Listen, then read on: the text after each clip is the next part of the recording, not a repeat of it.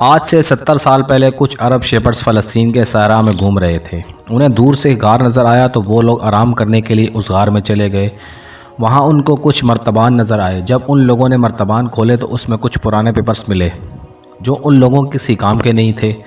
انہوں نے بازار جا کر وہ بیچ دیے۔ وہاں سے یہ اسکرولز پہنچتے پہنچتے امریکہ کے ایک سائنٹسٹ کے ہاتھ لگ گئے۔ جب اس نے ان پیپرز پر تحقیق کی تو تب اس کو پتہ لگا یہودیوں کی آسمانی کتاب تورات ہے، لیکن یہ کسی عجیب انداز میں لکھی ہوئی تھی اور آج کے زمانے کی تورات سے بالکل مختلف تھی۔ تو اس سائنٹسٹ جان سی ٹریور نے ان پیپرز کو 1800 سال پرانے تورات کے نسخوں سے کمپیئر کیا تو حیران رہ گیا کہ ان دونوں کا اسٹائل اور لکھائی ایک جیسی تھی۔ اور جب یہ پتہ چلایا گیا کہ یہ کتنا عرصہ پرانا نسخہ ہے تو پتہ چلا یہ تقریباً 2200 سال پرانا نسخہ ہے۔ اس کا مطلب تورات کے یہ نسخے جو فلسطین کی ایک غار میں ایک عربی شیپرڈ کو ملے تھے، یہ دنیا کے سب سے پرانے تورات کے نسخے تھے، جو حضرت عیسیٰ علیہ السلام کی آمد سے بھی پہلے کے تھے۔ یہ کوئی کمپلیٹ تورات تو نہیں تھی، لیکن تورات کے بہت سارے حصے اس میں موجود تھے۔ اس پیپر کے شروع میں یہودیوں کے پیغمبر عیسیٰ کا ذکر ہے، جنہیں مسلمان اور کرسچن ایک سچا نبی مانتے ہیں، اور اس پیغمبر عیسیٰ نے فیوچر کی کچھ پیشنگوئیاں کی تھی کہ آنے والے وقتوں میں دنیا میں کیا ہونے والا ہے۔ فرسٹ پیشنگوئی یہ تھی کہ بخت نصر جو بیبلون کا بادشاہ تھا جس نے یہودیوں کی تباہی پھیر دی تھی، اس پیشنگوئی میں یہ لکھا ہے کہ بخت نصر ابھی تو ہم پر ظلم کر رہا ہے، لیکن بہت جلد ایک طاقتور بادشاہ ہمیں واپس اپنی زمینوں میں آباد کر دے گا۔ اور یہ پیشنگوئی سائرس دی گریٹ کی شکل میں پوری ہو چکی ہے، جو ایران کا ایک طاقتور بادشاہ تھا جس نے آج کل کہ کچھ لوگ اور اسلامی اسکالر ذوالقرنین کہتے ہیں، جو پرشیا کا انتہائی طاقتور بادشاہ تھا۔ اس تورات کی دوسری پیشنگوئی کی وجہ سے یہودی مدینہ میں آ کر بس گئے تھے، جو کہ عیسیٰ 42 میں کچھ اس طرح لکھا ہے: دیکھو میرا غلام جسے میں قائم رکھتا ہوں، میں اپنی روح کو اس میں پھونکوں گا اور وہ دنیا میں انصاف قائم کرے گا۔ جب تک وہ انصاف قائم نہ کر لے وہ پیچھے نہیں ہٹے گا اور نہ کوئی اسے کچل سکے گا، اور میں بتوں کو اپنی تعریف چھیننے نہیں دوں گا، اور کیدار کے لوگ خوشیاں منائیں۔ اب یہ کیدار کون ہے؟ کیدار اسماعیل علیہ السلام کے دوسرے بیٹے کا نام ہے، اور کیدار کی اولاد نے عرب میں ایک بڑی سلطنت قائم کی تھی، اور رسول اللہ صلی اللہ علیہ وسلم بھی اسماعیل علیہ السلام کے بیٹے کیدار کی نسل میں سے ہیں۔ اس زمانے میں سب سے زیادہ بتوں کی پوجا عرب میں کی جاتی تھی۔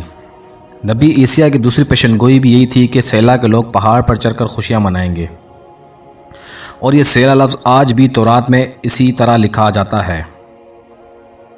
سیلا عرب میں کدھر ہے؟ سیلا مدینہ منورہ میں ایک پہاڑی کا نام ہے جو مسجد نبوی سے نزدیک ترین مقام ہے۔ تورات میں سیلا کے لوگوں کو کہا گیا کہ پہاڑ پر چڑھو اور خوشیاں مناؤ، کیونکہ تمہارے پاس ایک ایسا شخص آنے والا ہے جو دنیا میں انصاف کا بول بالا کرے گا۔ یہ سب کچھ تورات میں یہودیوں کو بہت پہلے ہی بتا دیا تھا۔ یہودیوں کو پورا اندازہ تھا کہ بہت جلد مدینہ میں ایک پیغمبر آنے والا ہے، تو آہستہ آہستہ بہت سارے یہودی فلسطین سے مدینہ اور اس کے آس پاس کے علاقوں میں شفٹ ہونا شروع ہو گئے، اور ہجرت کرنے والے یہودیوں کی خواہش تھی کہ ہماری کسی طرح اس پیغمبر سے ملاقات ہو جائے۔ ایک دفعہ تو یہودیوں اور رومن امپائر کی لڑائی کے بعد بہت سارے یہودی مدینہ اور اس کے آس پاس کے علاقوں میں جمع ہونا شروع ہو گئے، اور مدینہ سے قریب ترین شہر خیبر کو اپنا مرکز بنا لیا۔ مدینہ کے عرب یہودیوں کی تجارت کے طریقوں سے بہت زیادہ امپریس تھے۔ آہستہ آہستہ مدینہ میں یہودی زیادہ ہونا شروع ہو گئے، اور ان کی اور عربوں کی لڑائی شروع ہو گئی، اور یہودی عربوں کو بولتے آج جو تم نے کرنا ہے کر لو، جب ہمارا پیغمبر آئے گا ہم تمہیں نہیں چھوڑیں گے۔ مدینہ کے عربی ہمیشہ ان کی اس بات سے ڈرتے تھے کہیں ان کے پیغمبر واقعی نہ آ جائیں اور ہمیں ختم نہ کر دیں۔ مدینہ کے لوگوں کو پیڑھی در پیڑھی یہ بات بتائی جا رہی تھی، جس کی وجہ سے مدینہ کے لوگوں کو یقین ہو گیا کہ بہت جلد ایک پیغمبر آنے والا ہے۔ اسی عرصے میں مکہ سے ایک آدمی مدینہ آیا جن کا نام موسب بن عمیر تھا۔ انہوں نے مدینہ کے لوگوں کو اسلام کی دعوت دی اور بتایا کہ مکہ میں ایک عربی پیغمبر آیا ہے جس کی بات کوئی نہیں مانتا۔ یہ بات سن کر مدینہ کے یہودی حیران ہو گئے کہ ایک عربی بولنے والا پیغمبر، اور مدینہ کے عربوں نے جب یہ سنا کہ عربی بولنے والا پیغمبر آیا ہے تو سب سے پہلے مدینہ کے لوگوں نے اسلام قبول کر لیا۔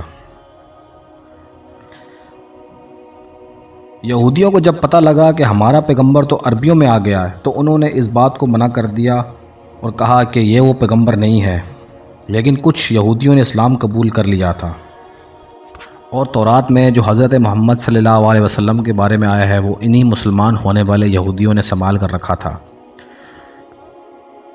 اسی لیے حضرت سلمان فارسی کو بھی ایک پادری نے مدینہ بھیجا تھا کہ مدینہ جاؤ، وہاں ایک پیغمبر آنے والا ہے، اور یہودیوں نے نہ صرف انکار کیا بلکہ رسول اللہ صلی اللہ علیہ وسلم کے خلاف ہر طرح کی سازشیں کی۔ لیکن خیبر کی فتح کے بعد ان کی طاقت کمزور ہو گئی اور وہ ختم ہو گئے، اور ہزاروں سالوں میں جو انہوں نے مال جمع کیا تھا وہ سب مسلمانوں کے پاس آ گیا۔